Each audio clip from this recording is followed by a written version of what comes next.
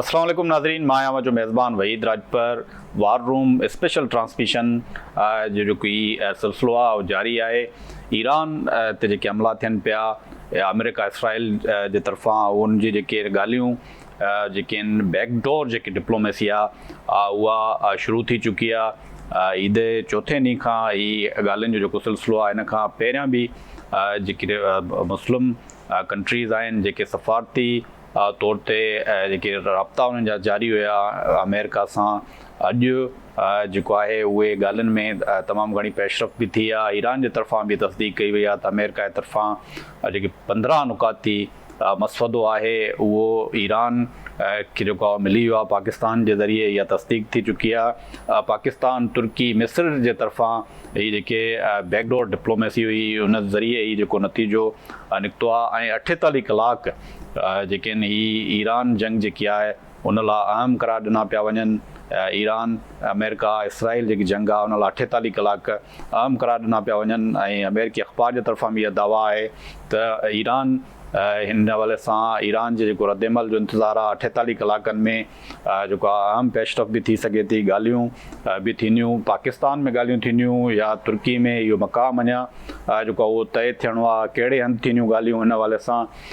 पर आम जेको इहो करार ॾिनो पियो वञे त पाकिस्तान या तुर्की में ई इस्लामाबाद में या अंकरा में इहे ॻाल्हियूं थींदियूं, जिते हीअ जेके अमेरिका जो वफ़द बि आहे ऐं ईरान जो वफ़द बि आहे, उहे हिन में जेके सफ़ारतकार आहिनि उहे ॻाल्हियूं कंदा। अमेरिका जे तरफ़ां जेको 4 रुकनी वफ़द आहे हुन में अमेरिका जो नायब सदर जेको आहे उहो जेरी वेंस जे तरफ़ां उहो हुन में अॻुवाणी कंदो। इन जेके ॻाल्हियूं थियनि पियूं जुमे जे ॾींहुं आम पेशरफ़ थी सघे थी बाज़ाब्ता तौर ते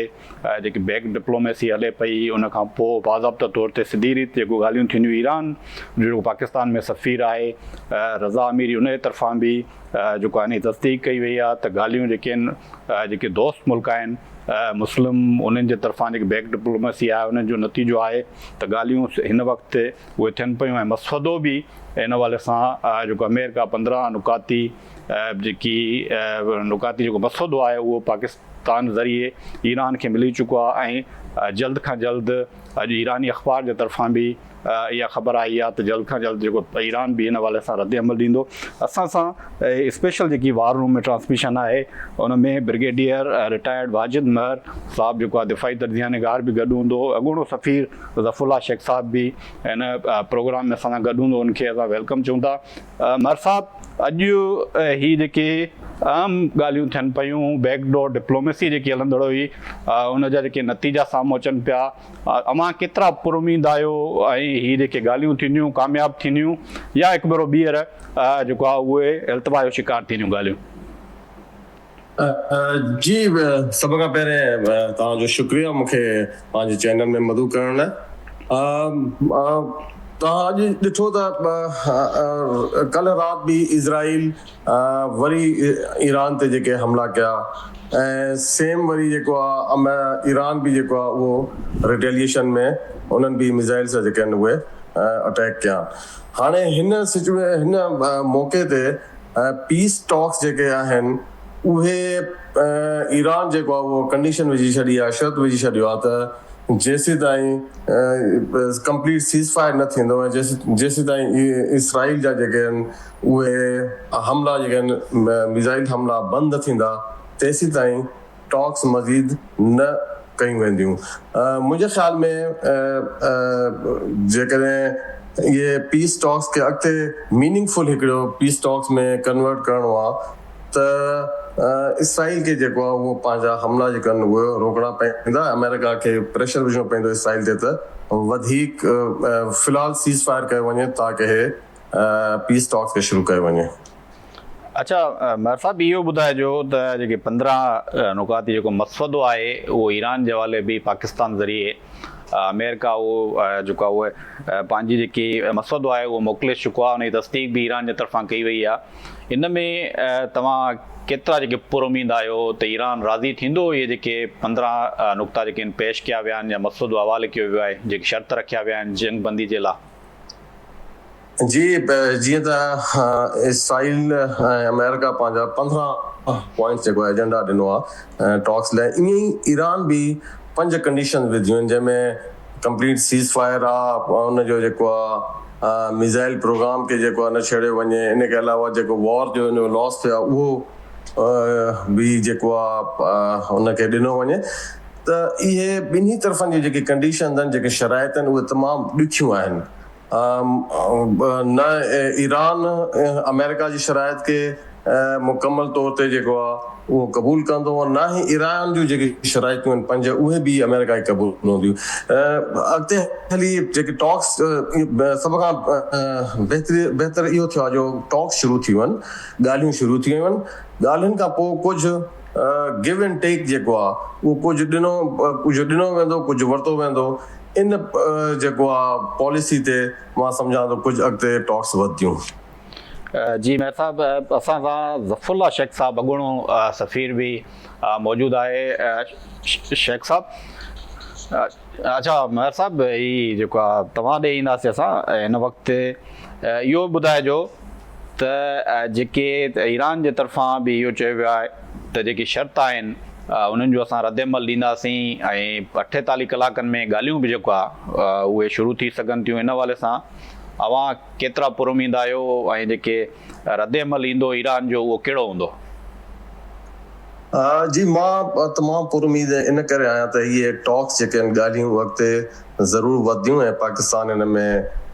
अहम रोल पंहिंजो अदा कंदो। इन करे जो अमेरिका हिन वक़्तु तमामु हिकु डिफिकल्ट सिचुएशन में फासी चुको आहे। हुनजी इकॉनमी ड्रेन पई थिए, उन ते न सिर्फ़ु इंटरनल पंहिंजा प्रेशर्स आहिनि अमेरिकन अवाम जो, छो त इन वॉर जो तमामु घणो ख़र्चु आहे। हुननि खे $200 बिलियन खपनि इन वॉर खे सस्टेन करण लाइ। डेली $2 बिलियन जो जेको ख़र्चो आहे उहो अमेरिका बर्दाश्त थो करे इन वॉर खे सस्टेन करण लाइ। त अमेरिका खे न सिर्फ़ु इंटरनल प्रेशर आहे बल्कि आउटसाइड प्रेशर्स बि जेके आहिनि यूरोपियन कंट्रीज़ जा, मिडल ईस्ट कंट्रीज़ जा, आपनाए हुर्मुज़ जेको आहे उहो अञा ताईं जेको आहे न खुलियो आहे, जंहिंजे करे न सिर्फ़ु तेल ऐं बाक़ी ट्रेड ते बि एतिरो असरु थियो आहे पूरी दुनिया जे ममालिक ते। त हिन वक़्तु अमेरिका तमामु मजबूर आहे त कंहिं न कंहिं तरीक़े सां हिन वॉर खे हाणे एंड कयो वञे, छो त अमेरिका खे जेके उन पंहिंजा टारगेट्स रखिया हुआ उहे टारगेट्स हिकिड़ो बि अचीव न थी सघियो आहे। ना ही हिकु उन जी मर्ज़ी जी रिजीम चेंज थी चुकी आहे ईरान में, ना ही को तेल जा जेके ज़ख़ीरा आहिनि जंहिंमें ख़ारिगा आइलैंड आहे, न उन ते उहो को कैप्चर करे सघियो आहे, कब्ज़ो करे सघियो आहे, ऐं ना ही आबनाए हुर्मुज़ खे जेको आहे उनखे उहो खोलाइण में कामयाब थी चुकियो आहे। त हिन वक़्तु अमेरिका तमामु हिकु मुश्किल सूरत हाल में फासी चुको आहे। उन जी इकॉनमी ड्रेन पई थिए, उनजे इंटरनल प्रेशर्स जी वजह सां अमेरिका इहे टॉक्स ज़रूरु शुरू कंदो। मां पुरुमीद आहे त हिन में स्पेशली पाकिस्तान पंहिंजो जेको किरदारु आहे उहो अदा कंदो। असांजो प्राइम मिनिस्टर ऐं सिपाही सालार जेको आहे फील्ड मार्शल आसिम मुनीर साहब जो तमामु अहम रोल हूंदो हिन तारीख़ जे नाज़ुक मौक़े ते, न सिर्फ़ु हिन जंग खे हिन ख़िते खे बचाइण मां, बल्कि हिन जंग खे आलमी जंग जे कन्वर्ट थियण खां उहो पंहिंजो कलीदी किरदारु अदा कंदा आहिनि। अच्छा, ये भी मेयर साहब इन में ये भी असां ॾिठियूं त हिकिड़ो त अमेरिका में हिन वक़्तु जेको आहे नवंबर में मिड टर्म इलेक्शन बि आहिनि ऐं उन में बि जेको रिपब्लिकन पार्टी आहे उन्हनि खे सख़्तु प्रेशर आहे पार्टी जे तरफ़ां बि, अमेरिकन अवाम जे तरफ़ां बि, त हीअ जेकी जंग शुरू कई वई उहो डायरेक्ट जेको सिधी रीति जेको अमेरिका खे को ख़तरो कोन हुयो, इसराइल जे लाइ जंग जेको आहे उहा छेड़ी वई, जंहिंजे करे हर रोज़ जीअं तव्हां चयो $2 अरब जो जेको नुक़सानु आहे, 12 खां 14 अरब डॉलर्स जेके आहिनि अमेरिका जा हफ़्ते में ख़र्चु थियनि पिया, ऐं $200 अरब जेको आहे पेंटागोन जे तरफ़ां वधीक बि जेको घुरिया विया आहिनि। त हिन जंग खे, ईरान जंग जेकी आहे उनखे तसलसल बरक़रार रखण लाइ फंड्स जी ज़रूरत आहे, दरकार आहिनि फंड्स। त मुंहिंजो सुवालु इहो आहे त हिकु त मिड टर्म आहे ऐं अमेरिकन प्रेसिडेंट अॼु बि जेको आहे बयानु ॾिनो आहे त ईरान जी जेकी क़यादत आहे उहा ख़तमु थी चुकी आहे, हाणे नई मौजूदा क़यादत सां उहो ॻाल्हियुनि लाइ बि राज़ी आहे। ऐं हीअ जेको आहे इन वक़्तु अमेरिका में जेको रिजीम चेंज वारो असांजो हुयो मक़सदु, उहो पूरो थी चुको आहे। तव्हां केतिरा मुतमिन आहियो? जी मां बिल्कुलु इन शइ मां मुतमिन न आहियां। अमेरिका जीअं तव्हां पाण ॿुधायो त ना सिर्फ़ु उनखे इंटरनल प्रेशर अथनि उनजी इकोनॉमी जे करे, उनजी फाइनेंशियल जेको ड्रेन थिए थो पियो उन जे करे, ऐं ॿियो जीअं तव्हां ॿुधायो त हुनजा मिड टर्म इलेक्शन्स आहिनि। इन मिड टर्म इलेक्शन में अगरि डोनाल्ड ट्रम्प परफॉर्म न कयो हिन वॉर में त रिपब्लिकन खे तमामु घणो हिकिड़ो धचको लॻी सघे थो। इन्ही करे जेके हो पंहिंजा अमेरिका जेको क्लेम करे पियो त मां रिजीम चेंज करे वरिती आहे, उहो एक्चुअली त हुन जेकी रिजीम आहे पंहिंजी मर्ज़ी सां त कोन आणे सघियो। ठीकु आहे, ख़ामनाई खे ख़तमु कयो वियो, लेकिन उनजी जेको पंहिंजी मर्ज़ी सां हो जेको रिजीम आणणु पियो चाहे उहा कोन आणे सघियो। इन्ही करे अमेरिका मजबूर आहे त हिन वक़्तु कंहिं बि तरीक़े सां इसराइल खे बि राज़ी करे त हू पंहिंजे अटैक्स खे, पंहिंजे हमलनि खे बंदि करे ऐं कंहिं टॉक्स में वञे ऐं इन वॉर खे जेको आहे जल्द अज़ जल्द जेको आहे उहो हिकु ख़ात्मे ते आंदो वञे। अच्छा वाजिद साहब, ही जीअं क़यादत ईरान जी जेको ख़तमु कई वई, हिन ते ॻाल्हि हले पई, हिनखे बरक़रार रखूं था। मुंहिंजो हिकिड़ो सुवालु इहो बि ज़हन में अचे पियो त अली ख़ामनाई शहीद जेको आहे उन लाइ ख़ुदि अमेरिका जी जेकी थिंक टैंक आहे या जेके अॻूणा सफ़ारतकार आहिनि उन जा बयान बि ॿुधासीं असां, या जेको डिस्कस थिए थो अमेरिका में या पूरी दुनिया में, त अली ख़ामनाई शहीद जेको आहे उहो उनजी हिकिड़ी फ़तवा हुई त ईरान खे जेको आहे एटमी ताक़त न बणाइणु घुरिजे। इन हवाले सां बि ऐं ईरान जेको आहे अली ख़ामनाई एटमी ताक़त ईरान खे बणाइण जे हक़ में न हुयो। हिकिड़ो सुवालु इहो आहे त ही जेकी क़यादत ख़तमु कई वई ईरान जी, उहा हिकिड़ी सियासी उन्हनि जो ज़हन हुयो, पर हिन वक़्तु जेकी क़यादत आहे उहा सख़्तगीर आहे, अमेरिका मुखालिफ़ आहे। त हिन में बयानु जेको प्रेसिडेंट अमेरिका जे प्रेसिडेंट जो बयानु आहे, हिन में तज़ाद न आहे? जी बिल्कुलु, इहे मां सम्झां थो त इहे कॉन्स्पिरेसी थ्योरीज़ जेके आहिनि, हिकु साज़िशी क़िस्म जूं जेके थ्योरीज़ आहिनि, उहे हिन मौक़े ते, जंग जे मौक़े ते इहे छॾियूं वेंदियूं आहिनि। इन में काई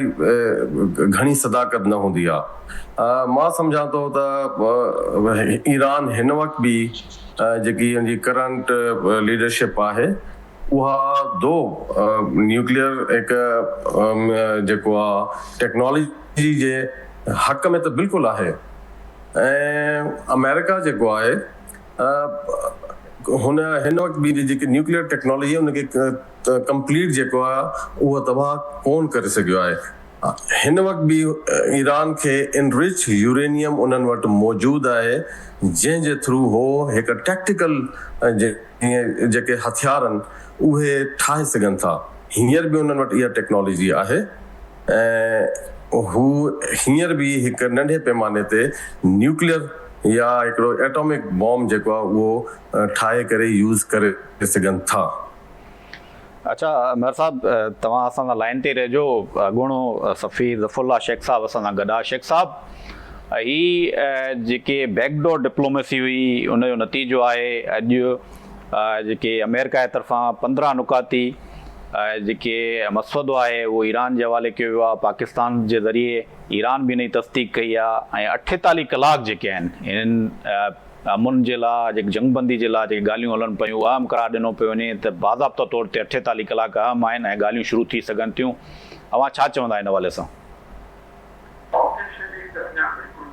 न थियो आहे पाकिस्तान जेके मीडिया में इहा ॻाल्हि हले पई त पंहिंजो पाकिस्तान ऑफर त कयो आहे, हिन में कोई शक न आहे त मीडिएट कयूं ऐं असां पंहिंजो जंगबंदी लाइ सिर्फ़ु पाण ई न, पाकिस्तान शुरू खां वठी कोशिशि करे रहियो आहे त सॼे खिते में जेकी बाहि भरे पई उनखे उन सां इहो हिन जंग खे ख़तमु कयो वञे, छो जो अल्टीमेटली पाकिस्तान ते ॿिन्हिनि जो तमामु वॾो असरु थींदो। नंबर 1। हाणे जेको इन ॻाल्हि तमामु हली रही आहे जंहिंमें CNN बि ॿुधायो, उन्हनि चयो त पाकिस्तान अरे ओपनली बाक़ाइदे ऑफर कयो आहे त असां मीडिएट करण लाइ तयारु आहियूं। पर हे जेके पॉइंट्स ॾिनियूं वयूं त जेके अचे थो कंहिं 5 पॉइंट्स ॾिनियूं आहिनि, ईरान आहिनि 6 पॉइंट्स ॾिनियूं आहिनि या 5 ॾिनियूं आहिनि, उन्हनि 15 ॾिनियूं आहिनि या 20 ॾिनियूं आहिनि, उन पॉइंट्स में अंदर सभिनी खे ख़बर आहे त इहो जो लॻे बाप जेको पॉइंट्स कहिड़ी हूंदी यानी ईरान चए थो त असांखे जंग बंदी खपे, नंबर 1, नंबर 2 जेको आहे सॼो सिलसिलो सैंक्शन्स खे ख़तम कयो वञे एक्सेट्रा एक्सेट्रा। अहिड़ी तरह अमेरिका जी दोहरी डिमांड्स आहिनि जो चवंदा हीअं थियो वञे, एटीएम जी हीअं थिए, यूरेनियम खे बि ख़तम कयो वञे, सभु एतिरियूं डिमांड्स आहिनि जो बेसिकली उहो चाहिनि था त ईरान बिल्कुलु ई हिकिड़ो निरो सफ़ा इहो कंट्री अहिड़ो वञी रहे जो असांजे कंट्रोल में रहे ऐं जे ॿिया हरिजी विया आहिनि त सॼो सिलसिलो। हाणे ॻाल्हि इहा आहे त मीडिएशन थिए त कीअं डायरेक्ट मीडिएशन जो त अञा कोई बि अहिड़ी को बि आहे यानी बाक़ाइदे ईरानियंस जे फॉरेन ऑफिस इहे चयो आहे त असांखे कोई बि काई बि मीडिएशन अञा शुरू न थी आहे, इनडायरेक्ट इनडायरेक्ट हो त ईअं था चवनि। असां अञा मूंखे लॻे थो सिर्फ़ु ऑफर आहे अञा ताईं जेके अमेरिकन्स खे बि ॾिनी वई आहे। हाणे उन मां ईअं सम्झां थो त हीअ वॉर जेकी हली आहे त अमेरिकन्स बेसिकली हे वॉर हाराए चुको आहे। उहो इन करे हाराए चुको आहे जो हुन जेको जॾहिं वॉर शुरू कई त शायदि मिसकैलकुलेशन हुई हुनजी। उनमें ॾिठूं त ईरान में हाणे रिजीम बि चेंज न थी, यूरेनियम वारो सिलसिलो बि ख़तमु न थियो, उन्हनि वटि अञा पियो आहे। ॿियो वॾे में वॾो झचको उन्हनि खे तॾहिं लॻो जॾहिं नेटो वारनि बि रिफ्यूज़ करे छॾियो, यूरोपियन यूनियन वारनि बि उनमें चयो त न कंदासीं। हुनजो ॿियो सर जा इलाही जेके हुया अमेरिका जा उन्हनि वर्चुअली ऐं पंहिंजो जेको आहे रिफ्यूज़ करे छॾियो त असां त ईरान जी जंग में न आहियूं। हाणे इहो हिकिड़ो वॾो डिप्लोमेटिक झचको हुयो हुननि खे इहो एक्सपेक्ट था कनि त उते काफ़ी पोइ ट्रम्प जी स्टेटमेंट्स आयूं, असां बिल्कुलु सुपर पावर आहियूं, असांखे मदद न खपे एक्सेट्रा एक्सेट्रा। यूएन बि ॾाढो कंडेम कयो हिनखे। तो ॻाल्हि इहा थी वई त ओवरऑल जेकी सिचुएशन थी त हाणे अमेरिका खे फेस सेविंग खपे। हाणे जंग बंदि कीअं थिए त बेसिकली पाकिस्तान, सऊदी अरेबिया ऐं हुनमें तव्हां टर्की बि वधो ऐं इजिप्ट वधो, इहे 4 कंट्रीज़ आहिनि जेके कोशिशि कनि पिया हिकिड़ो त ईरान ऐं गल्फ स्टेट्स में मुस्लमाननि जी पाण में वेड़ न थिए ऐं ॿियो अमेरिका बि जंग बंदि करे। छो जो अमेरिका पंहिंजा बेड़ा बि वठी आयो, उन्हनि खे बि ईरान हिट कयो, टेल अवीव जेको आहे इसराइल खे तमामु हाणे हिट पिया कनि। हुन खां पोइ काफ़ी जो हिकिड़ो ईरान जो वॾे पियो त मां सम्झां थो ईरान अकेलो न आहे, एक्चुअली हुनखे इहो रशियन जी सपोर्ट काथे न काथे चाइनीज़ जी हूंदी, अकेलो त सभिनी खे न पियो करे। ठीकु आहे, माल मसालो जेको हुननि वटि आहे, पर मक़सदु आहे Iran is not a weak country, अकेलो विढ़े पियो त हुननि खे अमेरिकन्स ॾिठो था हाणे नुक़सान थो पए, असांजा माण्हू बि मरनि था ऐं उहो टेल अवीव ते बि पहुची विया आहिनि ऐं मिसाइल उते ॿ टे खनि, उते बि जो ज़ोर हुयो। ॿियो सॼी दुनिया में हुनखे पंहिंजे एलाइज़ जी सपोर्ट बि न मिली त अमेरिका चयो हाणे छा कयूं, त हाणे फेस सेविंग खपे। इब्राहिम वारो उहो बि ॿेड़ो पोइ हिते कढी विया, उहो बि ॿियो कढी वियो जेको आहे त हाणे उहो डीगो बादशाह ते वरी सपोर्ट कई। पोइ वरी ईरानियन जॾहिं स्ट्रेट ऑफ हॉर्मुज़ खे बंदि कयो, इहो वरी ॿी क्राइसिस शुरू थी वई। सॼी दुनिया में सभिनी ईअं चयो, इवन अमेरिका में इनसाइड अमेरिका, जिते किथे त बाबा इकोनॉमिक एॾी प्रॉब्लम थींदो जेको 150 ते वञी पहुचंदो इहो जेको तेल आहे, ॿियो सॼी शयूं आहिनि। त हे मतिलबु जेको आहे मोरलेस इहो वॉर जेकी हुई ॾाढी खिचड़ी पकिजी वई। सो मुंहिंजो ख़्यालु आहे त या त अमेरिकन्स इनडायरेक्टली पाकिस्तान खे चयो आहे त तव्हां पंहिंजो नालो ॾेई करे चओ त असां सलाती कंदासीं, ईअं कंदासीं। हिकिड़ो त इहो हिकिड़ी थिंकिंग इहा बि आहे त असां फ़िलहालु त अमेरिकन्स सां गॾु आहियूं, त हो चवंदा त तव्हां अचो हाणे। पर तो मूंखे लॻे थो त हाणे जंग जेकी आहे हुनखे फेस सेविंग खपे। जंग बंदि थींदी पर अञा टाइम लॻंदो, छो जो हुनखे पंहिंजो हुनखे इसराइल खे चङी मार कढी आहे ईरानियंस जेको आहे। ठीकु आहे, ईरानियंस खे त का परवाह कान्हे त को जेको आहे कीअं बि आहे। त हाणे डिमांड्स में मां इन करे विच में नथो वञा, सभिनी खे डिमांड्स जी ख़बर आहे त ईरानियंस जी कहिड़ी डिमांड्स आहिनि त असांजा माण्हू न मारियो, ॿियो न ॻारियो। हाणे ट्रम्प जेको आहे, हाणे ट्रम्प जूं जेके 2 मेजर जेके हुनजी पॉलिसी हुई त हिकिड़ो त रिजीम चेंज थिए, उन में टोटली फेल विया, मिसकैलकुलेशन हुई, मैदानी खे मारणु करणु सभई था चवनि। हुनजे जेके थिंक टैंक आहे उहा बि ईअं थी चए अंदरि अमेरिका में उनजो छो जो हिनजो ट्रम्प जो पॉपुलरिटी ग्राफ तमामु हेठि अची वियो आहे हद खां वधीक। आख़िर त अमेरिका जेको आहे उहो जो करे पियो त उन्हनि खे सभिनी अमेरिकन्स चयो त तव्हां ईरान ते अटैक कयो, छो छाजे लाइ कयो। हाणे रिजीम चेंज बि कोन थी, माण्हू बि मारियूं, टॉप जा माण्हू मारियूं, मनाई खे बि मारियूं, कुझु बि न थियो। रहंदो ईरानियंस यूनाइट थी विया वधीक। इहो बाक़ाइदे थिंक टैंक बि हुते आहे त तव्हांखे छा कयो आहे ॿियो यूरेनियम एनरिच न कयो तव्हां कंहिं मुल्क आहे हिकिड़ो वॾो मुल्क आहे पाण त हुते कहिड़ो बि सिस्टम हुजे कीअं बि हुजे तव्हां चओ त सभु अमेरिका जा नौकर हुजनि ट्रम्प साहिबु ईअं चवंदो पियो हिते त ग्रीनलैंड बि खणंदुसि क्यूबा खे बि खणंदुसि वेनेज़ुएला बि खणी वियासीं त ईरान ईअं सम्झो त हे बि हिकिड़ो चॉकलेट आहे ऐं बसि टॉफीअ वांगुरु मां हीअं कंदुसि बि हीअं खवाया पोइ मुंहिंजे अंडर में अची वेंदा रिजीम चेंज थी वेंदी so I think this is a total defeat for west for Americans and allies खे सभिनी ख़बर पइजी वई आहे त जेकॾहिं ईरान खे हाणे वधीक जंग हली त मुस्लमान मुल्क बि यूनाइट थी वेंदा ऐं मुस्लमान मुल्क यूनाइट जेकॾहिं थी विया त हुनजे लाइ वॾो कंसर्न आहे छो जो हाणे जेको गल्फ खे हिट कनि था पिया हुनजी इन्वेस्टमेंट्स जेके सॼी अमेरिका में उहो वापसि खणी अचनि ऐं हेॾी जेको मार्केट आहे सॼो अमेरिका जो त इहो जेको आहे हिते हुन खां हथियार वठणु फलाणो करणु उहो बि मार्केट मरी वेंदो त इहे जेके सभु जेके इकनॉमिक प्रॉब्लम्स आहिनि नेचुरली हुन में पाकिस्तान ते इफेक्ट आहे हर को डेवलपिंग कंट्री जो वधीक इफेक्ट थींदो त इहे शयूं जेके टे अनपॉपुलर लीडर्स आहिनि दुनिया जा ट्रम्प नेतन्याहू ऐं मोदी इहे टिनी खे मुंहं जा पादर लॻनि था पिया त मुंहिंजो ख़्यालु आहे त हाणे जेके शयूं चेंज थींदियूं हाणे ही जेके पॉइंट्स आहिनि इहो फेस सेविंग आहे पाकिस्तान लाइ वॾी सफ़ारती जेको सही आहे ॿुधो आहे त वाइस प्रेसिडेंट अचे पियो पाकिस्तान हुन जो अमेरिका जो ऐं आई थिंक अराउंड फ्राइडे ताईं कुझु न कुझु घणी चेंज ईंदी ऐं मां सम्झां थो त हाणे वॉर जेके आहे 2 हफ़्ता खनि लॻनि पर कीअं लॻनि त किथे न किथे वञी वार पइजी वेंदी हाणे वधीक अॻिते न लॻंदी अच्छा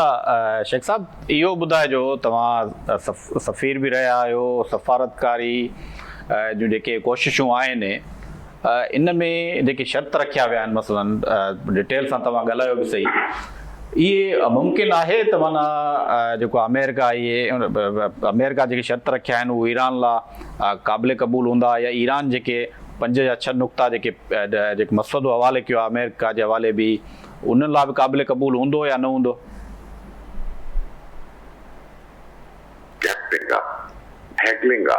ॾिसो हीउ जेको सौदेबाज़ी या ॿियो थींदी त शुरू में जेके मुल्क हूंदा आहिनि या असां डिप्लोमेट्स जेके हूंदा आहियूं त मिसाल ॻाल्हि कंहिं शइ जे लाइ जेकॾहिं कंदा आहियूं त नेचुरली पहिरियों त डिमांड वॾी थींदी त सौदेबाज़ी खे समान एग्रीमेंट जॾहिं थींदी त हाणे बाबा हीअ त 100 रुपए जी शइ आहे ॻाल्हि वञी किथे बीहंदी 30 या 35 33 ते जिन्हनि बि अहिड़े नमूने में पॉइंट्स उहे ॾिनियूं आहिनि जेको तव्हां वारी ॻाल्हि बिल्कुलु सही आहे इहे नेक्स्ट इम्पॉसिबल इहे मञण वारी बि पॉइंट्स न आहिनि न को अमेरिका मञींदो न को ईरान मञींदो पोइ वरी छा थींदो त पोइ इहे जेके सॼो ॾुध विलोड़बो हुन मां मखण ते वञी ॻाल्हि वञी बीहंदी बाक़ी लस्सी विराइजी वेंदी त हाणे हुन में मुंहिंजो ख़्यालु आहे जेके कॉमन पॉइंट्स आहिनि उन्हनि ते शायदि नंबर 1 जेको मूंखे लॻे थो त सैंक्शन्स जेको आहे ईरान ठीकु आहे करे सघे थो बिल्कुलु उहो कंदो हा ठीकु आहे उहो थिए थो ॿियो वॉर न थींदी सॉवरेनिटी खे प्रोटेक्ट कयो वेंदो ऐं अहिड़े क़िस्म जो को सिलसिलो न थींदो 3 पॉइंट में सारी ॻाल्हि थी त सीज़ फायर हिकदमि थिए वधीक जो मारा बुरा सॼी जेकी उहा सॼी न थिए ॾिसो हिकिड़ो जनरली चवंदो जंहिंते एग्रीमेंट थी सघे थी असां डिप्लोमेट सॼी वेहंदा आहियूं त बाक़ी हाणे ईअं कोन थींदो त साईं हुकूमत हाणे जो मर्ज़ी आणियो जेके अमेरिकन्स चवनि था यूरेनियम हिकदमि तव्हां बंदि कयो हा हुन ते इहो चई सघनि था त असां 2 ॻाल्हियूं हुन में त असां जेकी यूरेनियम एनरिच कंदासीं पीसफुल पर्पज़ लाइ हूंदो या इहो बि थी सघे थो चवनि त ठीकु आहे फ़िलहाल असां उहो प्रोड्यूस न कंदासीं 2 ॻाल्हियुनि मां उहो ईरानीज़ जी इंट्रस्ट जी ॻाल्हि छा थींदो वधीक अॻिते त मुंहिंजो ख़्यालु आहे त कुझु पॉइंट्स अहिड़ियूं हूंदियूं जंहिं ते एग्रीमेंट थींदी कुझु वरी हार्ड पॉइंट्स जेके आहिनि उहे छॾे ॾींदियूं ॾिसो अमेरिकन जंग तॾहिं शुरू कई जॾहिं हिन जी ॻाल्हि ॿोल हले पई पहिरियों ई इहो जेको हिन जी ॻाल्हि ऑलरेडी हली रही हुई उनखे विच में अमेरिकन जेके आहे जंग कई ऐं उन में इसराइल जो वॾो रोल हो छो जो नेतन्याहू चाहे थो हिनखे ईरान खे बिल्कुलु तबाह कयो वञे जीअं गाज़ा में हिन जो वॾो शइ थी वई सभिनी खे मारियो फलस्तीनियुनि खे मारियो हुते बिल्कुलु मोहन जो दड़ो करे छॾियो अथऊं गाज़ा खे हमास खे मारियो त हुन सम्झो त ईरान बि हिकिड़ो आसान जेको आहे निशानो आहे पर इहो बिल्कुलु हुनजी ग़लती हुई हुनखे ख़बर हुजणु खपे त ईरान खे चाइना जी ऐं रशिया जी बाक़ाइदा सपोर्ट आहे ऐं जेके ड्रोन जा हमला थियनि था या ॿियो जेके सुपरसोनिक मिसाइल्स उन्हनि वटि आहिनि त हुननि खे हाणे भउ थियो त ईरान जेको आहे न्यूक्लियर साइट्स ते जेकॾहिं अटैक कयो इसराइल में त जंग ॾाढे हुनजा ख़तरा तमामु वॾा थींदा ऐं न्यूक्लियर जंग जेकॾहिं शुरू थी वई त हुन में 2 ख़तरा वॾा हिकिड़ो त न्यूक्लियर वॉर हुन में वॾी तबाही थींदी ॿियो इकोनॉमिक जेकी सिचुएशन सॼी दुनिया जी उहा थी सघंदी जो फेमिन थी वेंदो ऐं माण्हू जेके आहिनि ख़ासि करके डेवलपिंग कंट्रीज़ जेके तमामु मर्दा तेल काढे रहे थो एनर्जी क्राइसिस थी वेंदी इन्हनि सभिनी खे मद्देनज़र रखी अमेरिका खे सम्झायो पियो वञे त बाबा हीअ जेकी चरिया पता छॾियो वेही करे ॻाल्हाए पोइ मुंहिंजो ख़्यालु आहे इहो पॉइंट्स जेको तव्हां ज़िक्र कयो आहे कुझु 5-6 पॉइंट्स जनरली ॻाल्हि वञी थींदी पर कम अज़ कम सीज़ फायर थींदो जेकॾहिं फेस सेविंग वारो कमु आहे उहो मूंखे लॻे थो पर हीअ जंग हाणे खणी ॻाल्हि थी जेकॾहिं हली वॾी तबाही थी। अच्छा शेख साहब ये भी ॿुधाइजो मसला हाणे जेके डिस्कस कयूं था त अमेरिका जो जेको प्रेसिडेंट जो बयानु हले पियो त जेकी ईरान जी क़यादत आहे उहा असां ख़तमु करे चुका आहियूं ऐं इन वक़्तु जेकी मौजूदा क़यादत आहे उहा ॻाल्हियुनि लाइ तयारु आहे असां रिजीम चेंज में कामयाबु थी चुका आहियूं जेकी सख़्तगीर क़यादत हुई उनखे असां ख़तमु करे चुका आहियूं ऐं ईअं ॾिठो वञे त ज़ाहिर आहे हमास हिज़बुल्लाह जी जेकी क़यादत बि आहे उहा बि इसराइल जे अटैक्स में जेको आहे उहा ख़तमु थी चुकी आहे हींअर बयानु जेको अचे पियो मुंहिंजो ज़हन में सुवालु आयो मुंहिंजो तव्हां खां सफ़ीर रहिया आहियो त कीअं पिया ॾिसो ट्रंप जो जेको हीउ बयानु आहे वाक़ई उहो रिजीम चेंज में कामयाबु वियो आहे? रिजीम चेंज कोन थी आहे ॾिसो हिकु लीडर्स खे मारण सां रिजीम चेंज न थींदी वञे हिकु हिज़बुल्लाह जे मारण सां ॿियो हिज़बुल्लाह न वरंदो हमास जी जेके हमास खे तव्हां ख़तमु कया त हमास ख़तमु न थियो आहे ईरान रहंदो यूनाइट थी वियो आहे ख़ुमैनी आहे त ख़ुमैनी जो पुटु आहे ॻाल्हि इहा आहे त जेके हो जेके चवनि था उहो पंहिंजे पब्लिक खे ॿुधाइण जे लाइ रुॻो फेस सेविंग जे लाइ त असां हुनजी रिजीम चेंज कई आहे असां पाण कामयाबु विया आहियूं ऐं उन्हनि खे ख़तमु करे छॾियो आहे ॾिसो लीडर्स या इंसान या जेके मतिलबु पोज़ीशन्स खे चेंज करण में उहो तॾहिं रिजीम चेंज जॾहिं थिए आहे जॾहिं अवाम ॿाहिरि निकिरी वञे हा ऐं उते जेको हुननि जो अमेरिका जी पंहिंजी नियत हुई त डेमोक्रेसी या रवाशा खे उते आणनि हा या ॿी कंहिं लीडरशिप खे आणनि हा हे त कंटिन्यूटी ऑफ द ख़ुमैनी जो पुटु आहे हुते ऐं हुन बाक़ाइदे ओपनली शर्त करे छॾिया न हाणे बि ईरान जी पॉलिसी ॾिसो त रिजीम चेंज जो मक़सदु इहो आहे त सॼी पॉलिसी चेंज थिए ऐं जेकी ख़ुमैनी जी 1979 खां वठी 1979 में एक्साइल मां ख़ुमैनी आयो 1989 में प्रेसिडेंट ईरान जो अंदाज़ो लॻायो त 30-40 साल वारी जेकी हुकूमत ऐं सिस्टम हो उहो कंटिन्यू थो करे How could you say that the regime has been changed? ये पब्लिक स्टेटमेंट्स आहिनि जेको ॾे त ॿियो फेस सेविंग आहे हाणे हुनजो बसि इहो ई आहे त मूंखे लॻे थो जीअं मां अर्ज़ु कयो त उहो चाहिनि था त हाणे इहो कुझु बि पब्लिक खे ॿुधाइनि था पिया पर सॼी पब्लिक हाणे सम्झी वई आहे मुंहिंजो ख़्यालु आहे त हाणे उहो जेको बि आहे त हाणे हिकिड़ी शइ ख़तमु थियण जो सोचनि था पिया पर हाणे ईरान जो हुनखे इहा बि ख़बर आहे ओपन ॾेखारे ॿियो न आहे पर ईरान त केॾो थोरो ई आहे नेचुरली हे सॼो जी खिते में विढ़े पियो त मुल्कनि सां करे पियो पर हाणे हुन में असांजी बि कोशिशि पाकिस्तान जी पॉलिसी इहा हुई असां डिप्लोमेटिक फ्रंट ते इहा कोशिशि कईसीं त ईरान जेको आहे गल्फ कंट्रीज़ खे हेठि न करे हेॾां सऊदी सां असांजो मुआइदो बि आहे पोइ वरी ईरान स्टेटमेंट्स ॾिना त असां हिन जे कंट्री सां कोन था वॾो जिते हुते अमेरिकन इंस्टॉलेशन आहिनि हुनखे हेठि था कयो पर हाणे that was a violation of the international law ऐं उहा त भयंकरी सॼी जेके हुनजी सॉवरेनिटी खे त हुननि खे असां पाकिस्तान इहा कोशिशि कई त गल्फ कंट्री सां रिटेलिएशन न थिए हिते वॉर न वधे ऐं हुन में असां काफ़ी हद ताईं कामयाबु वियासीं ऐं ईरानियन खे स्टेटमेंट ॾिनो ऐं सऊदी अरेबिया में काफ़ी घटि थियो पर हाणे नेचुरली यूएई में बहरेन में ऐं ॿियनि जाते जाते त हुननि ईरानियन्स ईअं चयो जे अमेरिकन्स खे फैसिलिटेट कंदो त असां हटि कंदासीं न त न कंदासीं हुन में घटि पंद्रह जो वॾो आहे उते वॾा वॾा सभु अमेरिका जा पेसिस आहिनि हुते हाणे ॾिसिजो भई तव्हां हिन वॉर खां पोइ एॾो फ़र्क़ु पवंदो उते मुंहिंजो ख़्यालु आहे त उन्हनि कंट्रीज़ इंटरनेशनल डिसाइड करे छॾियो आहे त असां अमेरिकन खे बेसिस बि न ॾींदासीं अमेरिकन्स खे बिज़नेस बि घटि ॾींदासीं ऐं ॿियनि काथे इन्वेस्टमेंट थींदी होपफुली पाकिस्तान में इन्वेस्टमेंट थिए ऐं सॼा पैसा जेके ॿाहिरि पिया आहिनि हिन जा इहे खणी वापसि अची जेके वापसि उहो न ॾींदा मां कुवैत में 4 साल हुकूमत कई आहे सॉरी अपना नौकरी कई आहे हुन में सच पुछो जॾहिं तव्हांखे यादि हो त तव्हांखे कुवैत जॾहिं फॉल थियो ऐं रेगन हुनखे बुश जेको आहे नओं बुश हुनखे वापसि वठाए ॾिनो त उते हुननि जेको हुनजा सॼा पैसा जेके हुननि जा ऑयल आहिनि उहे किथे पिया आहिनि इहे सभु वेस्ट में पिया आहिनि अमेरिका में पिया आहिनि तेल बि हिननि जो आहे पैसा सॼा उते पिया आहिनि हुनजी इकोनॉमी ऐं बैंक्स हुन पैसनि ते थी पई हले हाणे मुंहिंजो ख़्यालु आहे हीअ जेकी जंग आहे हाणे बदि थी त हाणे सॼी मुस्लमान मुल्कनि में ॾिसिजो वई त हिकिड़ी यूनिटी ईंदी ऐं हुन खां पोइ जेके इन्वेस्टमेंट पैसा ॿाहिरि पिया आहिनि उहो कढण जी कोशिशि कंदा जेके उहो न ॾींदा उन वक़्तु हुननि रिफ्यूज़ कयो, बैंकुनि रिफ्यूज़ कयो, पैसा कढी फ्रीज़ करे छॾिया। चवण जो मक़सदु इहो आहे त इहा लंबी कहाणी थी वेंदी, टाइम तो तव्हां वटि कोन्हे। मक़सदु आहे त हाणे इन जा जेके असरात जंग जा थींदा इहे मुस्लमाननि खे हिकु प्लेटफॉर्म ते आणींदा जेकी इहे मिसकैलकुलेशन सां ग़लतियूं कयूं आहिनि पंहिंजो ट्रम्प ऐं हुनजे साथियुनि कयूं आहिनि, उन जा वॾा जेके नतीजा निकिरंदा जंहिंमें असांजो जेको मुस्लमाननि जी बि वॾी सॼी फॉरेन पॉलिसी थी कया उनखे रिव्यू करणु पवंदी। उन में पाकिस्तान जेको आहे माशाल्लाह असां हमेशह पीसफुल नेगोशिएशंस खे डिप्लोमेसी खे ज़ोर ॾिनो आहे, करे छॾियो आहे। छो जो ईरान में पंहिंजे इंडिया में फलान चुप करे वेठो आहे। त चवण जो मक़सदु आहे त इन जा इलाही उन में पाकिस्तान जो तमामु वॾो रोल थींदो। ऐं मां सम्झां थो जेको तव्हां सवाल मूंखां पुछियो आहे त मुंहिंजी असेसमेंट इहा आहे, मां त एनालिसिस थो ॾियां, हर बुरो अख़बारी शयूं त सभिनी खे ख़बर आहे छा किथे, पर मां सम्झां थो त इहो सॼी दुनिया जी फॉरेन पॉलिसीज़ जेके आहिनि ऐं जेके मुस्लमाननि जी पॉलिसीज़ थिए थो काफ़ी चेंज थींदियूं। पर हाणे उहो त हाणे जंग त बंदि थिए, उहो जंग बंदि थींदी। हाणे हुन में इहो आहे त रिकंस्ट्रक्शन केरु कंदो, रिकंस्ट्रक्शन थींदी ईरान जी थींदी, पैसा केरु ॾींदो,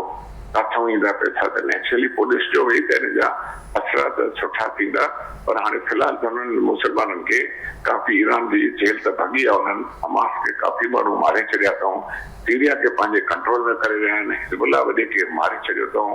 उन खां पोइ पंहिंजो वेस्ट बैंक ते हेॾे जेको आहे रद खां पोइ इसराइल खे जेको तमामु वॾो आहे, त हुननि जो जेको मक़सदु आहे त इसराइल खे बि रिकॉग्नाइज़ कराए। हिन सॼी मुस्लिम दुनिया में तव्हांखे यादि हूंदो त हिन हमास जे अटैक खां पहिरियों जेको थियो त नेचुरली यूएई में बि सफ़ारती तालुकात इसराइल जा थी विया हुया, सूडान जा थी विया हुया, बहरेन जा थी विया हुया। हुन में इजिप्ट इसराइल जी एम्बेसी तुर्की में बि आहे, इसराइल जी एम्बेसी इजिप्ट में आहे, इसराइल जी एम्बेसी जॉर्डन में आहे, इसराइल जी एम्बेसी मॉरिटेनिया में आहे। त उहो इसराइल खे अॻिते वधाए करे, छो जो इसराइल हिकिड़ी कॉलोनी आहे अमेरिका जी, उहो हे सॼो ड्रामो आहे त नेतन्याहू हीअं थो चए इसराइल हुनजो चए नथो वञे। इसराइल केरु थींदो आहे जेको हुनजो चए नथो वञे? इसराइल खे सभु कुझु, इसराइल हुनजी बेबी आहे, जेको हो कनि था बेड़ा अचनि था। त मुंहिंजो ख़्यालु आहे इहो वॉर तमामु ज़बरदस्त वॉर आहे। मां नथो सघां गला करे जेकॾहिं कंटिन्यू थी त सम्झो दुनिया न्यूक्लियर जेको न जाते काथे हाणे थी वियो आहे, जो प्रॉब्लम थी वियो हाणे हिननि हेठि कयो न जेको न्यूक्लियर साइट्स ते ईरानियन, त हुननि उन ते न कयो, पासे में कयूं। त मां उन्हनि खे पोइ भउ वठो त हे जेकॾहिं इहो थियो त पोइ इसराइल त ख़तमु थी वेंदो, छॾी वेंदो सॼो। मां जापान में 7 साल रहियो आहियां, हुते एटॉमिक बॉम्ब जॾहिं किरियो था जेका असरात जेकॾहिं ॾिसंदो न हिरोशिमा ऐं नागासाकी में, त हैरान थी वेंदो माण्हू मोमबती थी विया हीअं। एटॉमिक खुदा ख़ैर करे न लॻे इहा वॉर जेकी आहे एॾी ख़तरनाक वॉर आई आहे। हैरी ट्रूमैन हुन वक़्तु हुयो 19 जेको आहे 45-46 में जेके बम किरिया हुनजा असरात तव्हां ॾिसंदो जेके मां अखियुनि सां पाण ॾिठा आहिनि। ऐं सच पुछो त तव्हां जेकी जैपनीज़ नेशन जंहिं अधु दुनिया खे बाक़ाइदा कॉन्कर करे छॾियो हुयो, उन्हनि सरेंडर कयो, इंस्ट्रूमेंट ऑफ सरेंडर जेको आहे साइन कयो जेको आहे हुते जेको एम्परर हुनजो हीरो वेठो, पोइ मिखारतर हुननि खे ॾींदो। अॼु ताईं हुननि खे रेगुलर आर्मी कोन्हे, हुनजे मिखारतर जेको कॉन्स्टिट्यूशन हो त हुननि चयो त मां हुन करे करे सभु पुछंदा मां वधाईंदा वॉरियर्स हुयो त ख़बर अथव जवाबु छा ॾींदा आहिनि Japanese, we were warriors now we are shopkeepers. हाणे दुकानदार आहिनि, हुननि पंहिंजे क़ौम खे बचायो। ख़ुदा न ख़ासा जेकॾहिं वरी का हिन ट्रम्प जेकॾहिं न्यूक्लियर वारी हरकत कई त अलाह रहम करे पोइ त असां बि हुनजे जिते बि अची वेंदासीं। असां ॾाढी कोशिशि करे रहिया आहियूं डिप्लोमेटिक लेवल ते त ख़ुदा करे जंग बंदि थी वञे। शेख साहब तव्हां लाइन ते रहिजो, वाजिद महर साहब असां सां गॾु आहे। वाजिद साहब, हीअ मुंहिंजो सुवालु तव्हां खां इहो आहे त ईरान जेको हिन वक़्तु जेको सॼो एग्रेसिव जेको रेस्पॉन्स ॾिनो आहे हिनखे इसराइल ते जेके अटैक कया आहिनि या जेके अमेरिका जेके हुन ते हमला हुया हुनखे नाकाम करणु, इलाही हुनजो नुक़सानु क़यादत तबाह थी वई। पर हिन वक़्तु ताईं तव्हां बि ज़ाहिर कमांड कई आहे, ब्रिगेडियर रहिया आहियो, हींअर जेको आहे कीअं पिया ॾिसो जेको ईरान रद्द अमल ॾिनो हिन जंग में, उनखे कीअं पिया ॾिसो? जी, ईरान जो जेको रद्द अमल आहे तमामु जीअं चयो वेंदो तमामु हिकिड़ो प्रोफेशनल उनजो जेको आहे रिस्पॉन्स हुयो। ऐं अमेरिका हुनखे काफ़ी मिसकैलकुलेट कयो। हुननि इहो सम्झो त असां वटि जेको एयर डिफेंस सिस्टम आहे, रडार सिस्टम आहे, उहो ईरान जे जेके बि ड्रोन्स आहिनि ऐं मिज़ाइल सिस्टम खे जेको आहे उहो नाकारा करे वेंदो ऐं कंप्लीट हिकु प्रोटेक्शन या हिकु हिफ़ाज़त ॾींदो, जेको उहो न थी सघियो। ईरान तमामु हिकु समझदारी सां पंहिंजा जेके मिज़ाइल जो जेको टेक्नोलॉजी आहे उनजो इस्तेमालु कयो ऐं ड्रोन्स जो, ऐं तव्हां ॾिठो त उनखे बैक ते जेको आहे उहा रूस ऐं जेको चाइना जी उहा लिकियल हिकु क़िस्म जी हिकु सपोर्ट हासिलु आहे, मदद हासिलु आहे। हिन वक़्तु बि ईरान पंहिंजे जेके मिज़ाइल ऐं ड्रोन जा जेको आहे उहो 20% बि इस्तेमालु अञा न कया आहिनि। हाणे उहो सुपरसोनिक ऐं जेको आहे उहा लेटेस्ट टेक्नोलॉजी वारी मिज़ाइल जेको मोर जेको लीथल आहे उहो हाणे यूज़ करण जे उन पोज़ीशन में आहे। त मां सम्झां थो हींअर बि ईरान जो जेको उहो पलड़ो जेको आहे उहो हींअर बि भारी आहे। जेको अमेरिका ऐं इसराइल जो जेको एयर डिफेंस सिस्टम आहे उहो कंप्लीट नाकारा थी चुको आहे उनखे रोकण में। अच्छा भाई साहब, इहो ॿुधाइजो त ही जेका अमेरिका जे ऐं ईरान जे विच में जेके ॻाल्हियूं थियनि पियूं उन में इहो सम्झो था जेकी ईरान जे तरफ़ां इहो शर्त रखियो वियो आहे जेके फ़ौजी अॾा आहिनि अमेरिका जा मिडल ईस्ट में या अरब मुल्कनि में, गल्फ कंट्रीज़ जेके आहिनि असांजूं, उहे इन में ख़तमु थींदो, इहो शर्त मञींदो अमेरिका? जी, अमेरिका त इहो शर्त कॾहिं बि न मञींदो ऐं उनजो त इहो ख़्वाबु हुयो त हिते पंहिंजा अॾा क़ाइमु करे ऐं हितां जी जेके बि तेल जा ज़ख़ीरा आहिनि ऐं जेको हुनजी इकोनॉमी आहे उन ते कंट्रोल कयो वञे। लेकिन हिन जंग खां पोइ हाणे मिडल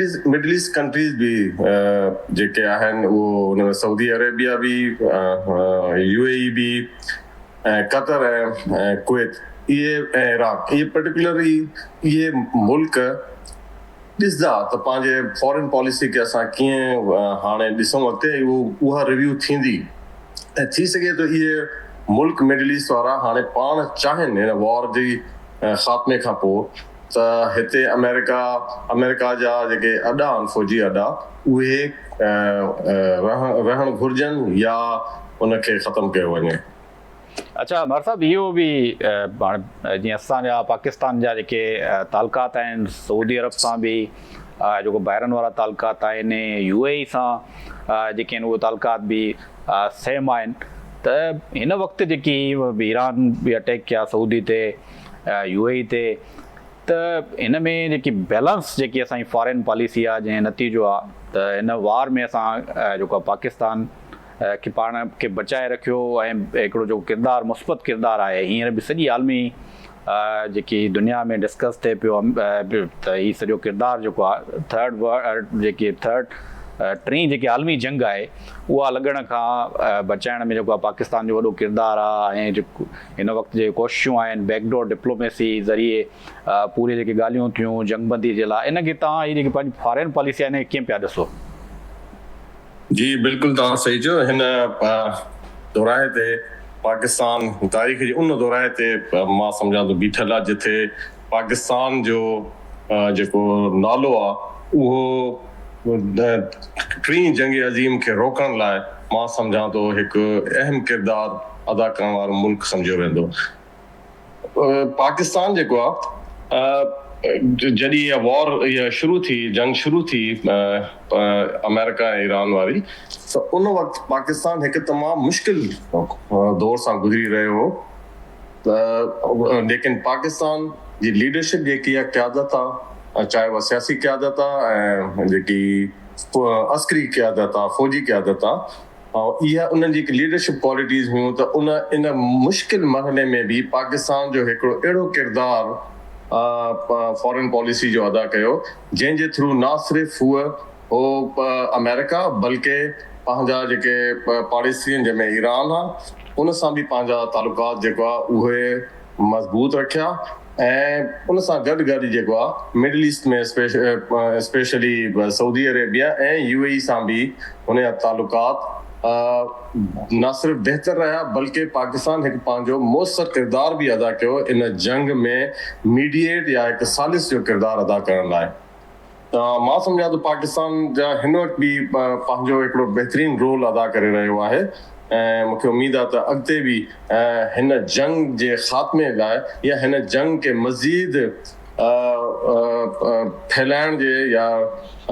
उन में स्प्रेड थियण खां पाकिस्तान जेको पंहिंजो अहम किरदारु अदा कंदो। जी अहम किरदारु शेख साहब तव्हां खां सवाल कंदुमि मां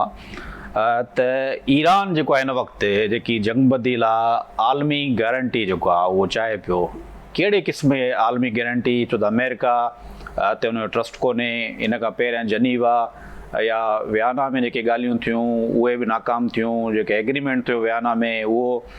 ट्रंप जेको आहे ख़तमु कयो पहिरें दौर में अची करे। हींअर जेको आहे अक़वाम मुतहिदा जी गारंटी चाहे पियो, टाइम असां वटि थोरो आहे, मुख़्तसिर जेकॾहिं शेख साहब जवाबु ॾींदा। ॾिसो, पहिरियों त सीज़ फायर जो मामिलो आहे, सभ खां पहिरियों जंग रोकण जी ॻाल्हि आहे। जंग रोकण खां पोइ मेजर जेकी डिमांड आहे अमेरिकन जी तरफ़ां त स्ट्रेट ऑफ हॉर्मुज़ खे खोलियो वञे,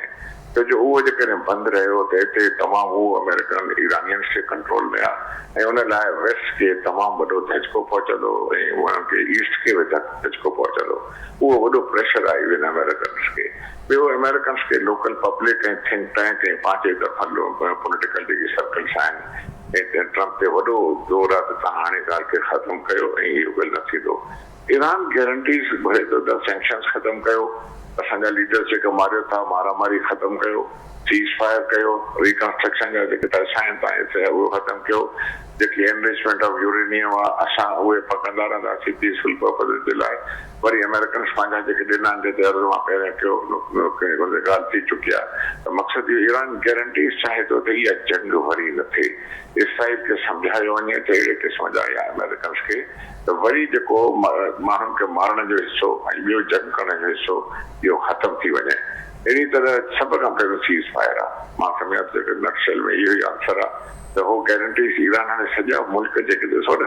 हिकिड़ो अमेरिका जेकॾहिं सैंक्शन्स खे घटि करे थो, ॿियूं गारंटीज़ अचनि थियूं पयूं ऐं यूएन सिक्योरिटी काउंसिल में जेके डिमांड थियनि थियूं वीटो नथो करे त नेचुरली पोइ चाइना ऐं रशिया त सपोर्ट कंदा न ईरान खे। त ईरान रुॻो इहो चाहे थो त हीउ जेको एग्रेशन थी रही आहे अननेसेसरली उनजी गारंटी ॾिनी वञे त आईंदे इहा शइ न थिए, त इहा थी त वरी पोइ उनजा असर ॾाढा ख़राब। शेख साहब तव्हांजी महिरबानी, वाजिद महर साहब तव्हांजी महिरबानी, अवां असांखे पंहिंजो क़ीमती टाइम ॾिनो। नाज़रीन, वार रूम स्पेशल ट्रांसमिशन जेको आहे सिलसिलो बरक़रार रहंदो। 48 कलाक जेके आहिनि इहो अहम करार ॾिना पिया वञनि। अमेरिका ईरान जूं जेके ॻाल्हियूं थियनि पियूं उहे इस्लामाबाद में थींदियूं, अंकरा में थींदियूं। इन जो सॼी जेको पाकिस्तान समेत सॼी दुनिया जे अवाम खे इंतज़ारु आहे। सॼियूं जेके नज़रूं आहिनि उहे हिन वक़्तु पाकिस्तान, तुर्की ऐं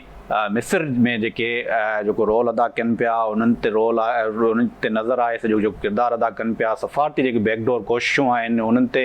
सॼी दुनिया जूं नज़रूं आहिनि त हिन वक़्तु कहिड़ी जेको आहे पेशरफ़ थिए पई। पंहिंजे मेज़बान वहीद राजपर खे वार रूम स्पेशल ट्रांसमिशन मां ॾींदा इजाज़त। अल्लाह हाफ़िज़।